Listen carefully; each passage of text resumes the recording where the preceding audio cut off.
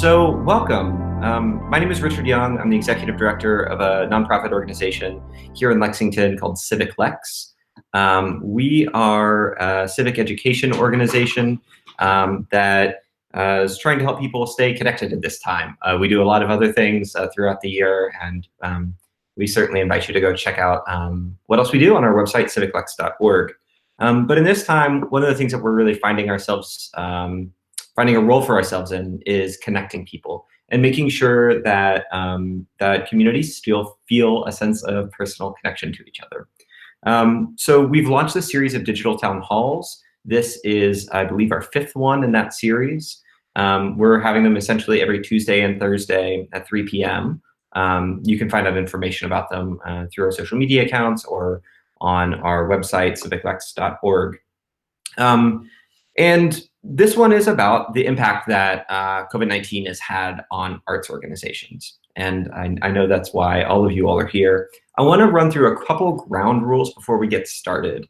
And then after that, I'm going to introduce the other folks that are sort of featured guests on our call. So ground rules.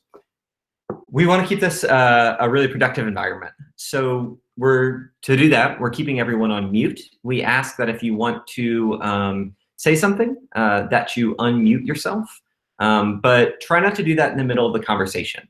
What happens is that the camera jumps from person to person whenever there's background noise. And so for a lot of folks, it can start to feel a little bit crazy if it's just jumping around constantly. That's not what we want. Also, if someone is disruptive, I do have the power to mute you. I cannot unmute you. But if you keep unmuting yourself and talking, which I know none of you all will do, I do have the ability to remove you from the call, and we don't want to exercise that at all. A couple other things. If you have a question throughout this, just drop it in the chat. There's up in the right-hand corner of the screen next to where you can see yourself, there is a little text thing that looks essentially like a text message. If you click on that, a little chat window will pop over, and you can just type in there a question, and we can get to it throughout the conversation. Also, there'll come to a point where we're going to start having some opportunity for people to weigh in and ask questions. If you want to talk during that time, just simply drop your name in the chat, and we'll make sure that we get to you. This is going to be about an hour, so we're hoping to be wrapped up probably a little bit after 4, just to let everyone know. The very last thing that I can say is that this is being recorded. So if you don't want your video on screen, you do have the ability to turn off your camera. It is just to the right of the leave call button in the sort of toolbar at the bottom of the screen. We are recording it so that people have an opportunity to watch it afterwards. And we distribute it both through YouTube, Facebook, and through our podcast feed. So now that all those ground rules are out of the way, let's go ahead and get started. So I'm really excited to introduce 4 special guests. Bo List with Athens West Theater, Allison Kaiser from Lexington Philharmonic, Emily Moses from the Kentucky Arts Council, and Ame Sweetall from LexArts. So I just want to give you guys a chance to pop in and say hello before we get started. Let's start with you, Bo. Do you want to say hello? Make sure you unmute yourself. Hi, am I unmuted? You're unmuted. Great, wonderful. Hi to everyone. I'm with Athens West Theater Company. We produce intimate, dynamic, and compelling theater for Central Kentucky. And this is my largest ever Zoom meeting, and I'm dizzied looking at all these wonderful people from across the arts community, whether they are producers of art or audience members or supporters. That's all I have to say. We're in the same boat as everybody else, trying to figure out as a small company how to navigate these waters. We're all in this together, and to figure out how we not only survive but thrive at the end of all of this. That's great. Thank you so much, Bo. Allison, would you like to say hello? Sure. I'm Allison Kaiser with the Lexington Philharmonic, and the Lexington Philharmonic has been one of Lexington's cultural pillars and leading music makers for 58 years now. So we're really looking forward to moving forward and making sure that we get to celebrate 59 and 60 with all due fanfare and pomp. And Bo said, we're all in this together and trying to figure out how we're going to move forward, what we're going to look like in the interim while we're in the social distancing rules, and how we're going to come out of this at the end and what that's going to look like. So thank you, Richard, for hosting this. We really appreciate it. Great, happy to. Why don't we go next to Emily? Great. Hello, everyone. I am Emily Moses, and I am the Executive Staff Advisor with the Kentucky Arts Council. The Kentucky Arts Council is part of state government, Kentucky state government, and we are the state arts agency for the Commonwealth, responsible for developing and promoting support for the arts in Kentucky. Thank you so much, Richard, for asking us to participate in this call. We really appreciate it. Now is a time when we would like to gather information from arts organizations and from others to know how we can best serve you, because we understand what's going on, what the situation is like for everybody, and want to help in whatever way we can. So thanks, everybody, for participating in the call. Well, thank you all so much for participating. We have one last introduction from Amy. This situation, but hello, my name is Ame Sweetall. Many of you are friends of mine, and I've been so happy to be able to meet you. But for those of you I have not, I apologize. I'm brand new at LexArts. Started upon Nan's departure, the 1st of February, filling in as the interim president and CEO here at LexArts. So it's been an exciting couple of months, getting to learn the arts community and the arts organizations and the artists in our community have been just a wonderful way to get introduced here. But obviously, we've hit challenges, as you know, in a whole different way. Sorry, I'm trying to be able to see you all. Yeah, at LexArts, we're kind of in the same boat as everybody else. We are just trying to figure out what our best role and responsibilities are as your United Arts Fund and as your Community Arts Council. We've got some exciting news to share. I'll wait until you tell me it's the right time to share that news. We have been trying to reach out to a lot of the arts organizations and individual artists in our community, just to find out sort of what our best role is in this environment now. And we've gotten a lot of really good feedback, as I'm sure that the Kentucky Arts Council can share as well. You know, we've been working in conjunction with sharing a lot of information back and forth. So anyway, nice to see you all. I hate that it's under these circumstances, but I'm so glad that you're here and we can start these conversations. Great, thank you so much for checking in and saying hello. And I'm glad that we got that microphone issue worked out. I know, I'm so sorry. Oh, you're totally fine. Don't worry. This is a weird new world that we're living in. So I don't think anyone can blame anyone for technical difficulties at the moment. So we're gonna go ahead and get started. So obviously, this is a significant issue. This crisis that we're in is dramatically impacting arts organizations. My background is as an artist, and I played from time to time in the Philharmonic and collaborate with Eli, who's on this call on Origins Jazz Series, and went to school for music. So I know just as well as all of you all how difficult a time this is for arts organizations. And so that's why we thought it was really important to move this conversation up into the fore of this sort of series of town halls that we have. And, you know, I think also in the context of this, right, like there's a lot of need happening all across our community right now. And so, you know, trying to figure out where in that sort of hierarchy arts organizations fit in, I think is been difficult for a lot of us. And so I'm really excited for this conversation that we're all about to have together. So Allison and Bo, this is a question for both of you all. So if you all want to go ahead and get off of mute, I'll I'll go ahead and get started here. So there's always a significant focus on actual artists in these conversations, right? About like the impact that this is having on artists. And we're definitely going to get to that. But you all both produce performances, right? And so, and do that amount of legwork, and I feel like are often left out of the conversations about the impact that this is having on arts organizations. So how are you all holding up in that regard? Allison? Sure. Well, what I have discovered in all of this is that our staff is incredibly nimble at pivoting. And it has just been so amazing to watch their creativity come out through this challenge.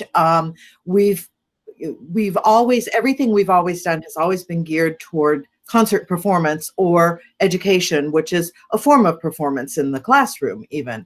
And so watching how everybody had to take a little bit of time to get their heads wrapped around, okay, how do we be what we are, which is a performing arts organization, through a virtual mode. And so, yeah, it's been, I know personally, I find myself working kind of round the clock, and that's not a great thing because so many of us that work in the arts and in arts administration are, I guess you'd classify us as type A personalities. So we like want to get on things right away and get things figured out and get out there and make things happen. And so this constant stream of information changes, and everything from the SBA PPP to what's happening with the NEA, and looking forward to hearing some great news from Ame and the Kentucky Arts Council. You just don't want to miss a minute of that. So it's going to take us some self-discipline from our staffing side to learn how to pace ourselves in a way that is productive for a longer term. Great. Thanks. Thank you, Allison. As I like the word nimble. Usually as an organization, Athens West is not as nimble as we would like because we're the administrative side is mostly a volunteer organization.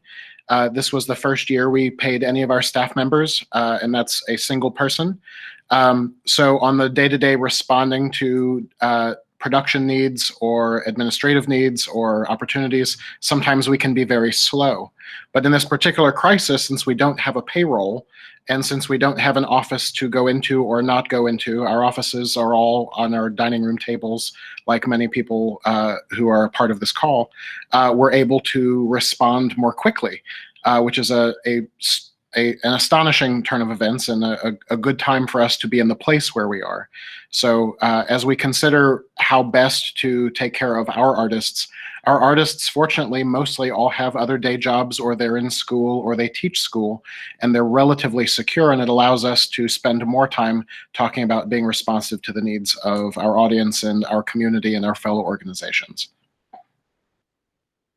That's great. Yeah, I mean, I think like one of the things that that we talked about at our organizations, we're sort of in between you all in terms of size, and so it's really interesting trying to figure out how the size of our organizations impacts our ability to respond. And for arts organizations, I mean, obviously you're both performing arts organizations, so the work that you all do is very dramatically impacted by social distancing guidelines, right? And so, what were y'all's first reactions to the closings that were being put in place? I mean, I know you all both had shows coming up. And do you feel like you've been able to make any sort of transition to a digital sort of environment? Allison? Yes. In fact, that's where we've put the majority of our effort over the last couple of weeks, is transitioning to a digital environment. And Richard, thank you. You've helped us on some of that transition, and we appreciate it. But reaching out to our musicians and asking them to send us video of solo pieces, or if their significant other or their partner is also a musician, to give us a wonderful duet. We've had some great response from our own musicians to that. And we've also been gathering resources from other orchestras to share on our website. So we will be pushing digital content, everything from some past performances of the Lexington Philharmonic to our musicians' concerts from their living rooms. We'll be pushing that out on our Facebook page, on all of our social media, Instagram, and our website, which is www.lexphil.org. We've got 3 pages right now that on our website that deal specifically with COVID-19. One is a page that explains to our audience about what we're doing, the fact that we're having to cancel the rest of the season, which we just released today. And then we've got a page called Lexphil Living Room, which is where you can find the performance content from our musicians and from past performances of the Lexington Philharmonic. We'll be posting we'll be pacing things, so we'll be posting more as we roll forward. And then our third area is called Just for Kids, and that's under our education page on our website. And it is a wonderful array of things for parents to do with their kids and for kids to do. How-to videos from our own staff about how to make instruments at home and play them. So it is, again, that pivoting from preparing for live performance to looking at the internet as our new stage. Took us a few minutes, but once we got on it in a great way. So we're really looking forward to sharing those things with our audience. And right now, most of our staff members are really busy right now on the phone because we did release today that we had to cancel the rest of the season. And so we're on the phone with trying to reach every one of our subscribers. Thanks. I'd like to give voice to an idea and a sentiment that I think everyone in this meeting is probably already aware of, is that in this rare, unusual, and challenging time, most of America has turned to the arts to keep themselves sane and amused and informed, entertained, inspired. Whether it's the performing arts, imagery, music, the written word, people are turning to the arts to keep themselves centered and to allow us all to move ahead. It's been a comfort to me. I confess that a lot of the art that I'm turning to is garbage. It is Tiger King. It is things to gently numb my senses of what's going on in the world. Don't diss Tiger King. Come on. What's that? You said don't diss Tiger King. Come on. There's much to be enjoyed and to be marveled at. The ancient Greeks who wanted their audiences to feel fear and pity. There's much of both to be had. But that's the main thing I wanted to say, is that we are all in this in the world of art together. Jessica Gring just said Carol Baskin, who is surely to blame for most of this. The other thing I wanted to say is we're trying to balance the needs of our audience with the needs of our artists and what our community needs. Fortunately, again, a lot of our artists live here. They have day jobs, but they too want to stay active. None of us want our artistic muscles to atrophy, for our connection to our audience to diminish over this time. We want to maintain that relationship. So our particular contribution, hopefully, we're partnering with WUKY and creating an audio revival of our production of Oscar Wilde's play, The Importance of Being Earnest.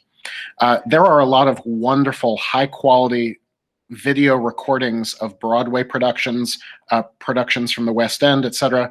We do not have the luxury of $500,000 to record our productions like they do. What we can do in a way that we can be very responsive in our community, using community actors, community talent, and community airwaves, is our own version, our own way. And for right now, that's the written word and the lyricism of Oscar Wilde's poetic nonsense in that play. So trying to figure out what our company can do well. Jessica Green, who just distracted me with Carol Baskin, her company, Distilled Theater, is doing something that their company can do very well, which is giving the couch concerts. I think every company figuring out what they can do well, how to be responsive to what the audience wants and needs at this time, is a great way. It may not bring a lot of money in, but it's going to keep the cords that attach us to our community very strong. I think that's a really great way of thinking about it, right? I mean, I think it's been really inspiring to watch both arts organizations, right, and small businesses and folks in our community be able to be flexible and nimble, as been used many times in this call, in responding and trying to keep those connections alive. But I would imagine it gets like harder as you become a larger organization. And Allison, the Philharmonic employs dozens and dozens of musicians. But that's not their only, the only way that they're employed, right? Like everyone also teaches or, gives private lessons and performs in other places. It's a huge amount of people. Like, have you all been communicating with them about how they're doing and what can people do to support those individual artists in addition to the larger organizations? Thanks so much, Richard, for bringing that up. When I was going through the SBA PPP application, what it came down to is we had 165 musicians employed by us last year. And while most of our musicians have other day jobs, because certainly the Philharmonic is only a part-time per service orchestra, many of our musicians, particularly our younger musicians, are gig workers. So we're doing everything that we can to try and identify resources for them, including our own application to the PPP program for the canceled concerts that for April and May. And so our general manager, Sarah Thrall, put together a resource page and email to our musicians that is all of the resources that we found so far that our musicians might want to turn to apply individually. And we can't forget how hard this is going to be economically on so many in the music community. I think I was reading somewhere that musicians are the largest part of the arts professional population across the United States. And that this is going to be particularly hard on musicians because every format that they work in is a performance format that requires gathering, except we are starting to see ways of sharing digitally and having things edited together through, I think, Milwaukee Symphony and Rotterdam. They've posted some amazing videos of things that have been put together digitally. Like Bo, we don't have the resources to do something like that, but making sure that we're taking care of our musicians so that when we come out of this, that we are able to gather again and do what we do best, which is present live music concerts. Because as Bo said, everybody's depending on the arts right now in some way to see them through this. They're watching movies, and those movies have amazing soundtracks. They're tuning into concerts, they're paying attention to TV, and the commercials are all using music. I mean, music is literally everywhere, but we don't want to forget how that music comes to being. It comes from those individual musicians, like the musicians in our community. Thanks. Bo, does a lot of that resonate with you? Absolutely. It's on the one hand, it's great because we, at the end of all of this, we'll be able to point to documented cases from how many people are watching Netflix to how many times a concert has been downloaded. The trouble is the works of art that are largely being consumed right now are mass-produced, high-quality productions from Hollywood and New York.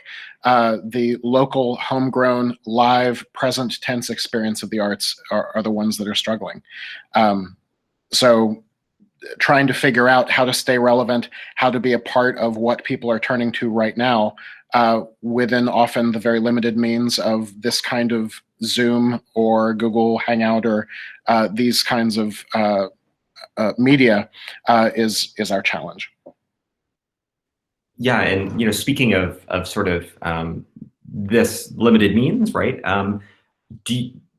I think it's probably time to talk about, right, like the very obvious financial impacts and sort of larger organizational issues that this is causing. I mean, this is kind of to both of you all, but like, do you feel like the resources that you need are out there? Are they available for you? I feel very confident that we have organizations like LexArts that that have our backs. We have a great relationship with our venue, the Pam Miller Downtown Arts Center. However, it's the uncertainty of not knowing what performing arts audience culture will be like 6 months from now. We pride ourselves on having a wonderful, intimate venue. Are people going to want to sit in an intimate theater 6 months from now is a great big question mark. And while we feel that we'll be on the other side of this largely within the next 6 months, 6 months and after is a great big mystery. So I think the resources are here for us. I don't know what to ask of them yet. And there isn't guidance available yet that will let us know how to responsibly program and to keep the well-being of our audience members at the fore of that. Allison, do you agree with those sentiments? Very much so. It's the not knowing right now that is causing so much of our anxiety. Having had to cancel the last 2 concerts of our season is definitely a huge blow, both financially and psychologically. But the unknowing is what's keeping us from putting forth our next season. We were scheduled to launch next season on March the 31st. And when the COVID-19 crisis hit, it changed everything. We still are waiting on guidance. We hope to be launching next season within the next month. We hope to be able to see just an enthusiastic and amazing rush of renewals from our subscribers and from our ticket buyers. I know that right now, as we're making calls to our subscribers, so many of them are being incredibly generous, and they're donating the value of their tickets back to us. And we greatly appreciate that. We've had one major donor come through to help cover some payroll costs, and we are going to very much be depending on all of these other grant opportunities that happen with emergency funding from all of our other granting sources and those that we don't even know about yet. So are the resources going to be available for us? I think that answer is going to be yes. Will it be available in the way that we've always pursued or had in the past? That answer is probably no. What we hope is that our traditional grantors understand that we aren't going to be able to do things precisely like we've done things before, and give us some space to be nimble and come up with new solutions for how we serve both our concert audience and our educational our audience, our schools, the young people in our community that we also work with. So a lot of questions, but I think those of us in the arts community, I think we have an incredible richness of care and engagement in our arts community, both with our audience members and with each other.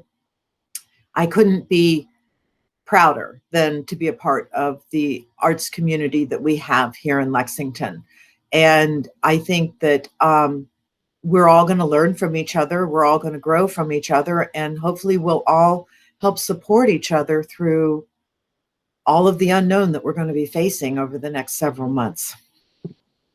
The magnitude of this particular crisis is devastating, but it also provides everyone a common frame of reference. There's a comfort knowing that my organization, Allison's organization, every organization is experiencing their own version of the exact same thing. It's not as though a comet has collided into my theater and I have a disaster and others can have sympathy, but perhaps no empathy. Every level of commerce is experiencing their version of this crisis, and we will have a common language of tragedy and a common language of inconvenience and frustration that we will all be muddling through at the exact same time, at the exact same rate, months from now. That's not a useful comfort, but knowing that every grantor, every subscriber every ticket purchaser, every person who's heard of our theater or hasn't heard of our theater is in the exact same boat, and we'll all be reaching the same audience members and the same community members together in the same way. Absolutely. That couldn't resonate more with me. Having this common framework, I think, is going to be, yeah, it's a tragic circumstance, but at least I think it brings some really endearing potential down the road. So grantors have been brought up a number of times. I'm going to do this as inelegant a pivot as possible. Emily, what do you think about that at the Arts Council? No, I think my actual question for you is do you see, like, how is the Kentucky Arts Council responding to this, right? Like, I mean, obviously, and we'll also talk about this a little bit with LexArts in a minute, right? Like, your all's budgets are obviously going to be impacted by this, because the state government's budget is going to be impacted by this. The city government's budget, which in turn does provide support to LexArts, is going to be enormously impacted by this. Do you all see any resolutions for yourself coming down the pike? Is there anything that, do you all feel like you have what you need, and do you feel like you all are able to understand and advocate for the priorities that both of these organizations have sort of put forward in their statements? Right. So, really good long question there, Richard. I specialize in that rambling question. So, to both Allison and Bo's points that they've made, we've been in the same boat with everybody else. There has been a lot of waiting and a lot of unknowing. Now, to some degree, I may be a little bit more accustomed to waiting because I do work in state government and we wait a lot. So that has been one thing that I have found that I've been able to share with people, because we have received so many questions about what's going to happen to my grant, what's going to happen next year, what am I supposed to do with this now? And up until actually the last few days, we were also waiting on guidance. So I think what has been important from my standpoint to be able to share with people is try to set that worry aside. Look at the things that are most pressing right now for you, because the things, the grants that you have with the Arts Council, those kinds of things, we'll get those worked out in the future. I don't want anybody to ever worry about anything related to their grants with the Arts Council. So in relation to Lexington, so the Kentucky Arts Council's largest grant program is the Kentucky Arts Partnership Program. And we have 92 organizations statewide in this fiscal year that are funded through that program. 15 of those organizations are in Lexington. And I know that there are several people on the call today who are with those organizations. One bit of advice that I can share with folks right now is to please make sure that you are monitoring your emails that you have on file with us, because there is some information that will be coming down the pike. And I don't know, Richard, what you want me to share and when. I'll let you tell me that. But you can share whatever you want, whenever you want. In our communications with folks, it's going to be really important that if we ask you for information, we get it back as soon as possible. So one thing that I can share with you is that many of you may have heard that the National Endowment for the Arts has been given $75 million through the CARES Act that will actually be distributed in a couple of different ways. A little bit of lesson in case you don't know about how the NEA works. 40% of the NEA's budget is always set aside to be distributed to the state and regional arts organizations in the country. So the Kentucky Arts Council is one of 56 state arts agencies. That includes agencies that might be in the territories. So, and then there are a number of regional arts organizations that represent the states. So if you are familiar with South Arts, that is the regional arts organization that the Kentucky Arts Council falls under. So 40% of that $75 million has been made available to the states. And what we have received just in the last day, and with more guidance still coming, is that, you know, we will be receiving an amount of money that will be, we will be able to re-grant to our Kentucky Arts Partnership organizations. So there will be a very short application coming. The normal Kentucky Arts Partnership application is very big and cumbersome sometimes. This will be a super short application, and it is the endowment's expectation and ours that those funds be made available as soon as possible to the organization. So hopefully that will be helpful to a lot of the organizations, including the 15, you know, that I mentioned in Lexington. The other thing that I want to mention related to the CARES Act is, if there are organizations that have received funding from the National Endowment for the Arts in the last 4 years, okay, the last 4 years, they are eligible to apply for the other 60% of funding that the NEA has kept and will distribute. I have a list of those organizations. So if you are not aware whether or not you are on that list, please feel free to contact me, either by email or phone, which I can give that information out later, or Richard, if you choose to distribute, I can tell you whether or not you're on that list. And then I also do want to mention that Kentucky Humanities, through the Humanities Endowment, also will have funds made available. I don't know what the requirements to apply for those funds are, but you will, several folks fall under humanities also, so they may want to look at that as another possible funding source. Allison had mentioned the SBA programs that are available, and I did want to just talk about those for a second. The Economic Injury Disaster Loans and the Paycheck Protection Act. Those are both really great programs. And if you are interested in applying for those, or if you need more information, or if you need assistance, this is what I can tell you. This is just the most valuable. We're blessed in Kentucky to have this.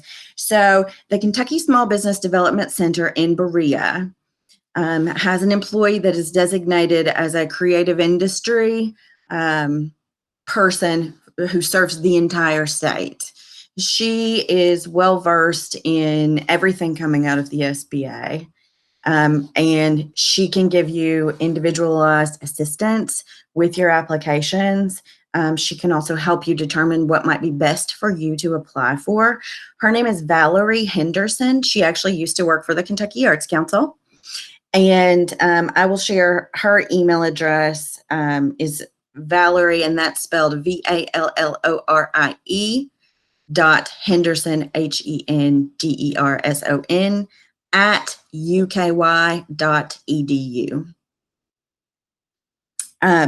That's a wonderful resource for us to have. I've contacted Valerie multiple times myself to get information.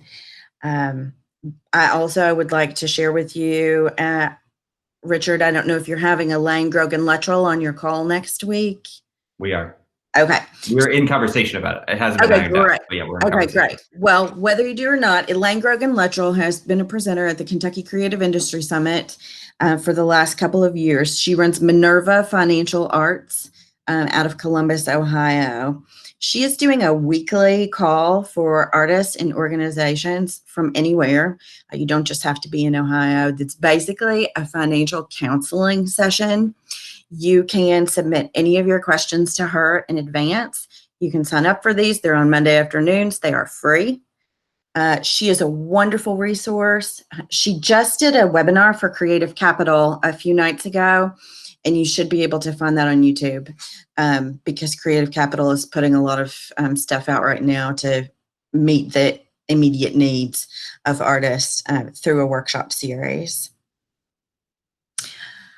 Let me see. Those are my big ones. Let me also mention the Kentucky Arts Council has on our website a COVID-19 resource list.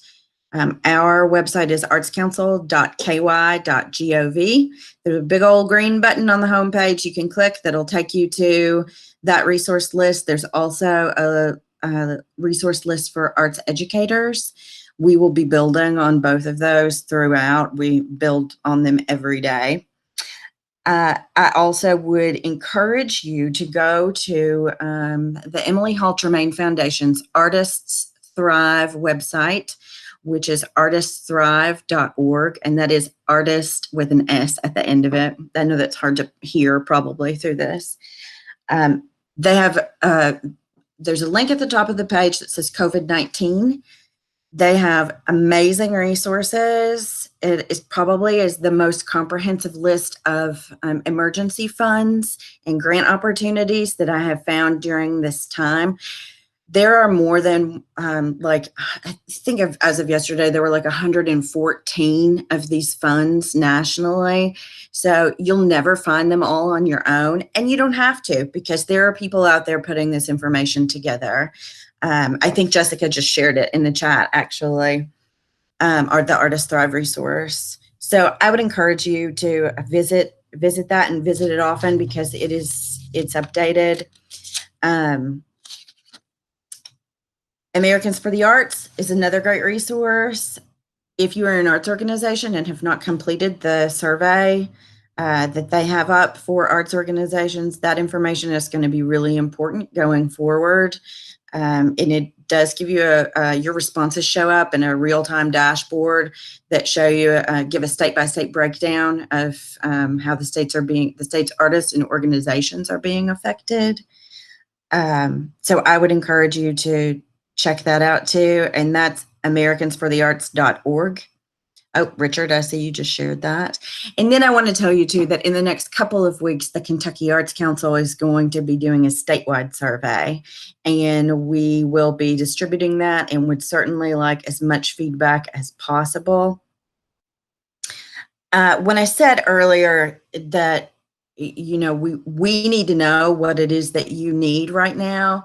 So please contact us and let us know. We're posting lots on Facebook. You can contact any of our staff by email. We are all working at home right now during this time. All of our information, contact information though, is there. I do want to share my own contact information with you, including my cell phone number, which you will not find on the Arts Council's website. And you are welcome to text or call me at any time, and I will be glad to share information with you. That number is 502-558-1118. And that is my personal cell phone number. If you just need to talk, if you're scared about what's coming, if you need some direction where to go, Richard, that's funny. You give me a call or a text, and you can always email me also at emilyb.moses@ky.gov. Richard, I hope that answers your question and more, and I'm happy to also answer any other questions, you know, that other people might have when you're ready to start. You did great, Emily. That was amazing. It was just like super efficient, very clear. So I would really encourage everyone, you know, there are a number of opportunities that are popping up over, I feel like, in the past couple of weeks, and are definitely going to be happening moving forward, for people to be providing input and asking for support. And I would just really encourage everyone to take advantage of those and really make sure you do it. There's no way that, I mean, I've been on, as many of you all have, I've been on both the funder side and the fundee side. And there is nothing more important to both than having really clear communications between them. So I would really encourage everyone to contribute to those. I will also say, I'm about to drop a link in the chat as well. We've developed a very small resource for understanding the difference between EIDL and PPP programs. It's up on, we have a information hub that Civic Lex developed related to the coronavirus. And so I would definitely recommend checking that out. We've applied for both. We've gone all the way through the process. So if you have any questions about what that process looks like, please don't hesitate to reach out to us as well. Just like many of you all were kind of in we don't have a whole, as much going on day to day as we usually do. And we're spending a lot of time at home. So, in fact, all the time at home. So if you have any questions, I'll drop my email in here at the end of the call, and you're more than welcome to email me, and I can provide any assistance where I can. So one of the things that is going to be happening is that different responses have been popping up from a number of different folks. The Bluegrass Community Foundation rolled out a coronavirus response fund about 2 weeks ago for organizations on front lines. And I know that there are also some resources being developed for arts organizations. So I wanted to go ahead and open it up to Ame from LexArts to talk a little bit about what they may be doing to help out organizations in Lexington. Okay, thank you, Richard. Can you hear me?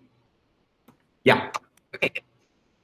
Well, thanks again for letting us pop in and connect with all the folks out there that care about the arts, are involved in the arts, appreciate the arts, all of the good things that we love about the arts community here in Lexington and Central Kentucky. So thanks again. As many of you know, we kicked off our Fund for the Arts campaign on March 10th. I think March 11th is when everything in the world sort of turned upside down. So we are we have had some time to really sit and regroup and think about, again, like I said before, what our role in this arts community and what our obligations really are to the arts community during this time, but always. That Fund for the Arts campaign is 100% still rolling. We are working hard in very different and new ways to continue to ask folks to give to LexArts so that we can turn those funds back around and give back out to the arts community. This is our sort of light at the end of the tunnel fund. When we emerge from this, and we want all of our arts organizations to get back up and running and create and produce engaging art in our community, these funds are what's going to help sustain and make that happen. So we're continuing on that front, and we hope that you have all seen our Fund for the Arts campaign messaging, and hopefully we'll be receiving more in the future. Secondarily, we've had a lot of conversation about, so during the time when art, I won't say is at a standstill, because we see so many good examples of art happening, just in a very different way out there. But when it's changed so dramatically during this time, and we know, as Allison referred to, we have so many artists out there that are gig workers or performance related. I mean, they get paid on a performance basis, or selling art in a gallery, or any of those things that really aren't happening right now. We know that artists are negatively affected pretty severely during this time, especially if your income relies on you performing or creating art, or selling or whatever art. So I'm really excited to let you all know, and please be aware that this is well in advance of any public rollout. So I won't say that it's embargoed, but I will say that I don't have all of the full information to share with you yet. You're getting just a kind of a sneak peek, if you will. But that LexArts and the Bluegrass Community Foundation is in the process of developing a relief initiative for local artists and arts organizations that really have been affected by the COVID virus. We are taking great care to consider the gamut of how arts is being affected right now, and to make sure that we can effectively kind of backfill the negative, if you will. So where people are dropping out of their revenue streams and whatnot, we want to see how can we help them fill back in. Bluegrass Community Foundation has been amazing. They are hand in hand with us, and right now we are full on out there trying to raise those funds and develop those funds to put into this fund, so that we can roll out hopefully next week, this fund, as well as an application process for artists and arts organizations to get involved to then receive some of those relief funds. I wish I could tell you more, and I would if I knew, but we really are developing it right now. So ask all the questions you want. I'm just not sure I can answer them yet, but we're getting there. We're asking the mayor to be involved. We hope that Mayor Horton can help us announce that next week in a really big positive way. But, you know, as I'm looking, about 60 folks sitting here on this call today is really kind of our starting point, where we want you all to know, be on the lookout, to share, to and create the buzz and the awareness where it really needs to be out there. We are being very careful to not, you know, this is not about judging your art. It's not about, is it worthy? Is it good? It is about, you are at a loss right now, and this is our effort to help fill in the gap as much as we can. So to that extent, I mean, that's where we're trying to be your United Arts Fund, and we're really trying to make sure that we are caring for and funding the arts community as well as we can right now. We are additionally, as your Arts Council, we are, I personally am bombarded with, and I love it, with just all of these really cool things that are happening. You all mentioned so many already. Just Allison and Bo talked about the different things that you're putting out there. So we are trying to create some sort of a network of local art happening or access to some of the local art, the things that you all are talking about that you've been putting online and those things, where the LexArts.org website can be a kind of a repository. Not necessarily that we hold on to all of those things, but we at least have a list of, look, if you're not watching Tiger King and you want to see some of your favorite local art, you know, your favorite local stuff, come here, find a good list of all this local art that's happening. Again, I mean, nobody's making a lot of money or doing anything off of this, but it at least is sort of reminding us that we have this vibrant local art scene that we don't want people to forget about during this time. I know Mari and Buck and Di are on the call. If I'm missing anything, you all unmute yourself and jump in. But that's kind of what I wanted to share from the LexArts perspective. Amy, I'll jump in just for a second. Sure. For those folks that have been involved in our grants process prior, you know that it's not an easy grants process, and that's in an effort at good stewardship of folks' money. So we do get pretty down and dirty on those applications. I want you to understand that these are going to be rapid response grants.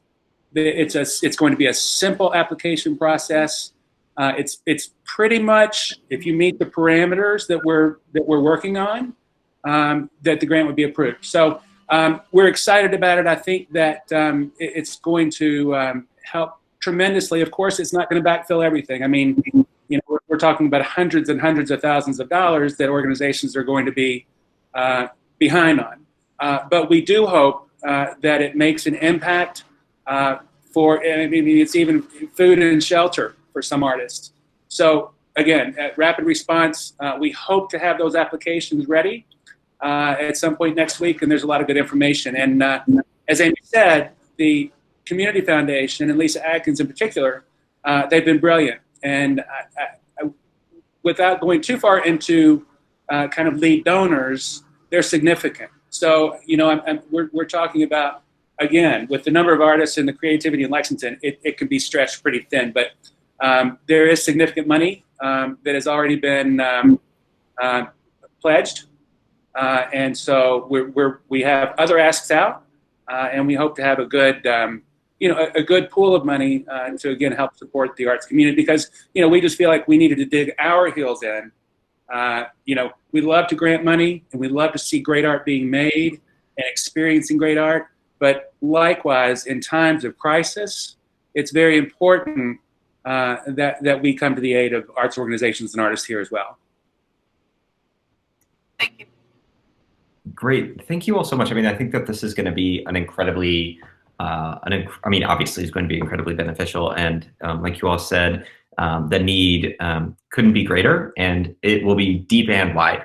So, I think the more information that we can provide to folks about the importance of investing in a fund like this and investing directly in arts organizations is going to be incredibly essential. So I do want to say that I do see some people trickling off, and we are at 4 o'clock. I do want to provide an opportunity for folks to weigh in and ask some questions. So if anyone from the call has some questions that you want to ask, go ahead and drop them in the comments in the sort of chat box off to the right. I do have one kind of closing question that I would like, while people are doing that, that I would like to just run past everyone. That is one of our sort of featured folks today. So the thing we always try and close up with this question section is a question that we feel like is really getting lost in the shuffle. We've touched on it a little bit today, but I want to be really explicit in asking it to all of you all. And I know that given our time, I want everyone to just try and make your answer very concise into like a sentence or two. But we don't know what's going to happen in the future. But we know that right now we can go ahead and start laying the groundwork for building a better society after this is over, and a society that values the arts, a society that values the contributions that so many people are putting into our world right now. And so what lessons, like maybe give me one lesson that each of you all feel like that you have learned in the midst of this crisis that you really want to hold and carry on and bring with you to the other side of this, whenever that other side might be. What can we do to become a better society here in Lexington? Who's first? Small question. I'll jump in. Something very wise that was said to me the other day is that when all this is said and done, and it won't entirely be said and done, the measure of our success a year from now will not be our ability to do exactly what we did a year before, but our ability to adapt to whatever the new reality is. So figuring out a new version of success and not being shackled to previous metrics of success. It's harder to think of things that way because we want familiar metrics. We want to, we find comfort the old ways, and it seems like it took us forever to figure out what success meant to our organizations, and it was constantly changing anyway. We get to throw out the old and come up with entirely new ways of looking at it. That's what I got. Yeah. Could I add to Bo's comments? Bo, I couldn't agree more. And for those organizations that are longstanding both across the United States and in Lexington, and I will include the Lexington Philharmonic in that, sometimes it feels like the expectations of the past are incredibly, they can be very heavy. And what I hope that we carry through as an orchestra is a new way of looking at how to make music together that doesn't have so many shackles on it. And so it is, I think it's a great opportunity to be looking at how we do things differently, where we do things differently, and what it means to make music as an orchestra, but also what it means to make music as a community. Thank you. Great. Emily, Amy? I would say, Richard, on the short end, that one thing that resonates with me every day is that we all have a role to play in taking care of each other. And that's lots of different ways. And I'm really inspired to see the ways that people are taking that on. And I'm really proud to be part of the arts community when it comes to that, because it's amazing to see the way that artists and arts organizations are responding in this time when they are being affected. at such a, high level. And so there is a source of pride in it, though, and I appreciate everything everybody's doing. Great. Thank you. When we first started out, Allison and Bo, and Emily, you all said this word unknown, and I think that has become sort of such a heavy concept for all of us. We just don't know. We don't know how we're going to be and what we're going to need to be, and all of those sorts of things. I think we all have to give ourselves a little bit of grace and forgiveness to accept unknown as the reality right now. LexArts' whole model is built on future. It's all built on what are we doing now to help somebody in the future. So that's a hard concept to work through every day. Figuring out what is the future and what are we going to be able to do and what are we not going to be able to do and who's going to be around to do it for, and and all of those sorts of things. So at some point, I think you have to give yourself a little bit of grace to back away from those things that you expect and just accept that it is unknown. Absolutely. Emily said in the chat that she wants to say one more thing. Emily, do you want to pop in real quick? Yeah, I just wanted to share one more small thing, and it's more of a story, and it's a little bit personal, and I'll make it super concise. When I was about 13 years old, I went to theater arts camp at Lexington Children's Theater. I'm from Cynthiana. That's where I grew up, and it was a week-long camp that was on Midway College campus. It was wonderful. I made wonderful friends. I reconnected with some of those friends on Facebook in the past several years. My brother's a doctor, and he has a small practice here in Cynthiana. And they are, of course, like many other medical outfits, in need of PPE. One of the friends who I made at that camp, 20-some, almost 30 years ago, is an engineering teacher at Pulaski County High School, and she's manufacturing with 3D printers, face shields and other PPE. And so I'm going to meet her on Saturday to pick up some face shields for my brother's office. And, that connection that we made all of those years ago, simply because of a love for the arts, a shared love for the arts, and a desire to participate in the arts as children, has had a long-lasting effect that now will make a real impact in a way that is still certainly related to creativity and innovation, which is part of what the value of the arts can bring. So I just wanted to share that because I've been thinking about that a lot in the past 24 hours, and I wanted to share that with you all. Thank you so much, Emily. That was really lovely. Thank you. Love you, Larry. I saw Larry say he loved me. I love you too, Larry. So I do want to say we do have a couple questions in here that I do want to make sure that we get to. I know that people are dropping off the call, and if you have to, that's fine. There will be a full recording of this. We will have a full recording of this up on our website within the next 24 hours. It takes forever to download it and upload it. But all that being said, so I have a question from Wendy Keene. She says it's a fairly new organization, 5 years on the Move Art Studio. What can we access funding-wise? She said that most already established organizations, already have those relationships. So what about for new organizations? Does anyone have any response to that? Who is that question for? Is it for anyone specific? I think it's just sort of a general question out for both, probably for both of y'all, although I guess Allison and Bo can answer if they want as well. I wonder if it would be more appropriate for Ame to answer. She might have more information than we would have at this time.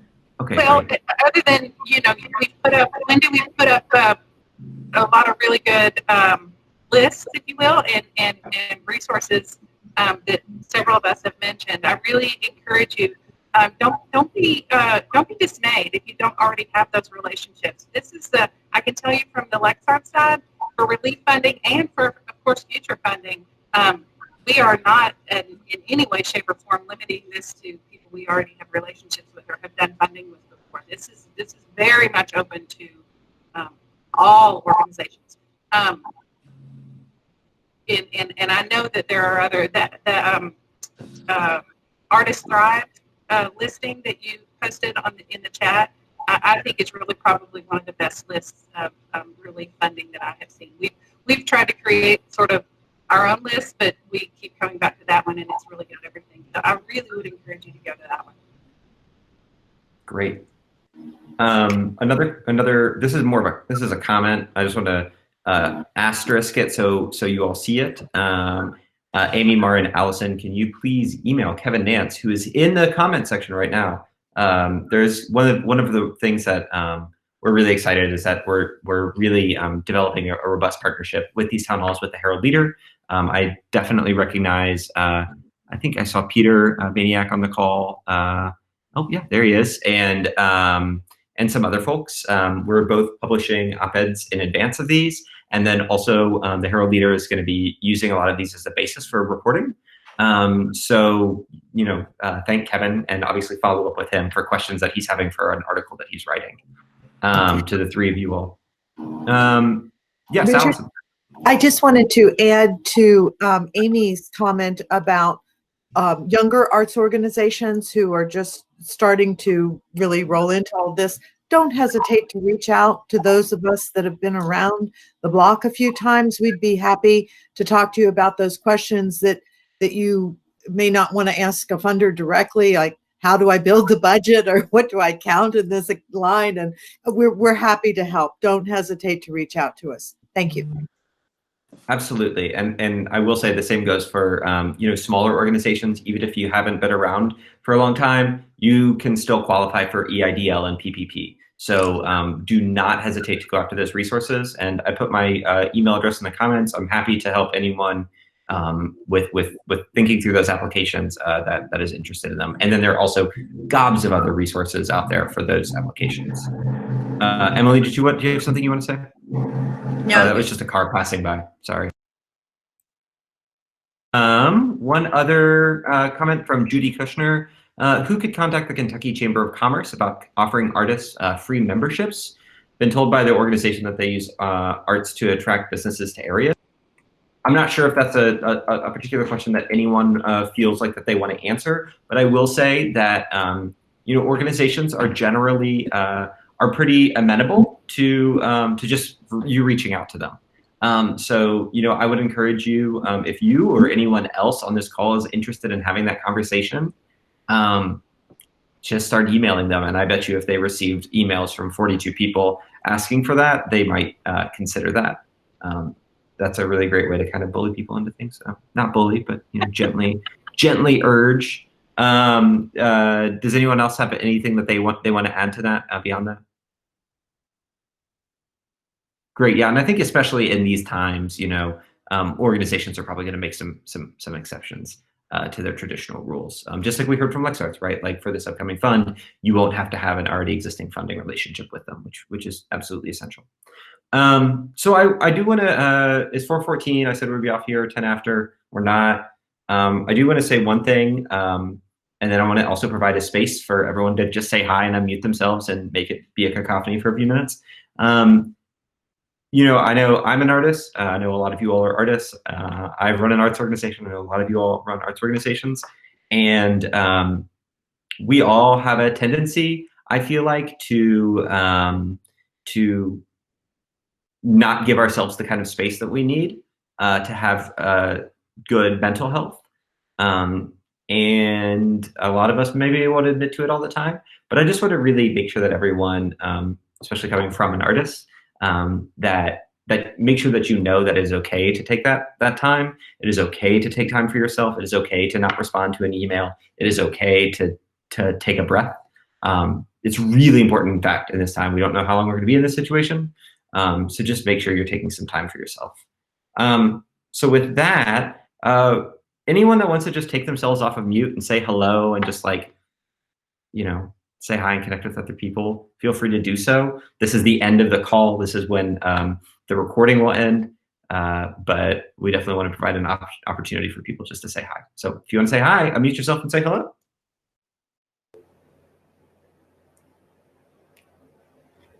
Hi, it's Lori Houlihan from the Art League. Hey, Lori. I, People can just unmute themselves all at once. It's okay if it jumps around now. We're artists. Just work outside the rules. Come on. So, thank you all so much. I shared this earlier on Facebook. I kind of had a kind of a weird nightmare where I had all of these gigantic kind of animated question marks chasing me everywhere. And you know, there's a certain amount of comfort in having it validated by Amy and Emily and everybody else that in fact everybody is being chased by gigantic question marks right now. And I love all you guys. And Richard, thank you. This second Zoom meeting I've sat in on where I've actually really gotten a chance to see my community, and it's really been really good. So that's all I'm going to say. Anyone else? Come on, speak up. I know you're out there. There are 27 people still on this call. Surely someone wants to say something. Hey, this is Brandy, and you know I always want to say something. I am just so happy to see other people being an extrovert and an artist and an educator. It is just so nice to see the faces of you lovely folks. And if you all need company or you need somebody to chat with you, holler at me. I always need a new conversational partner. I'm your girl. Thanks, Brandy. It's good to see you. Could I add one comment to the group? I did already type it into the chat, but WEKU is also a great resource for news and information, not just what you're hearing over the airwaves, but also on their website. So just wanted to throw that out there, that they're being a great partner to us and I know other arts organizations at this time. And also, don't forget to support WEKU financially. I was supposed to be, I think it's actually like this week maybe, was supposed to be like on their pledge drive, making really bad jokes on air as opposed to in this format. And, you know, just like all of us, right? Like they now are not doing that in the same way. So please support them. They provide a lot of really essential coverage, as well as the Herald Leader, who's also providing some really amazing coverage right now. So please support local journalism. Other hellos? All right, well, why don't we go ahead and say goodbye then for now. So goodbye, y'all. It's good to see all of you. And we're having another one of these, just FYI, on Tuesday of next week. So please join us, related to basic needs, with some folks from United Way and Community Action Council. So thank you all so much, and we'll talk to you soon.